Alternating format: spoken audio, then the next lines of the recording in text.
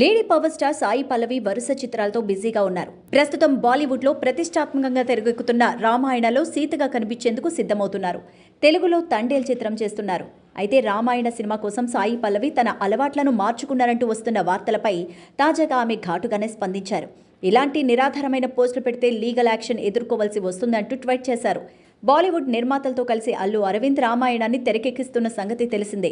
నితేష్ తివారీ దర్శకత్వంలో రామాయణగా ఇది రానుంది. ఈ సినిమాలో రాముడిగా రణబీర్, సీతగా సాయి పల్లవి నటిస్తున్నారు. ఈ సినిమా కోసం ఆమె ఎన్నో అలవాట్లు మార్చుకున్నారంటూ కోలీవుడ్లో ఓ ప్రముఖ సంస్థ వార్తలు ప్రచురించింది. ఈ సినిమా పూర్తయ్యే వరకు సాయి పల్లవి మాంసాహారం మానేశానని, విదేశాలకు వెళ్లేటప్పుడు కూడా వంటవాళ్లని వెంట తీసుకెళ్తున్నారంటూ ఆ వార్తలోని సారాంశం. దీనిపై తాజాగా సాయి పల్లవి స్పందించారు. అలాంటి రూమర్స్ రాస్తే ఎంత పెద్ద సంస్థ అయినా లీగల్ యాక్షన్ ఎదుర్కోవాల్సి వస్తుందంటూ ఘాటుగానే స్పందించారు. Please subscribe to yup entertainment. Share చేయండి, లాస్ట్లో బెల్ ఉంటుంది, అది కూడా కొట్టండి.